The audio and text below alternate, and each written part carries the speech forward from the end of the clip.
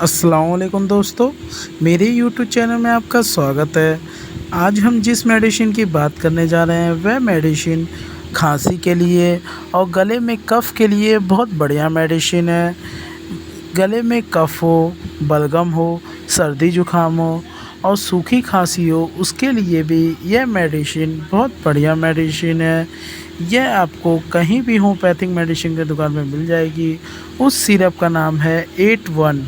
ये doctor रैगविच company का है। यह खांसी का सिरप है। ये 150 ml का है। इसकी एमआरपी 440 रुपये है।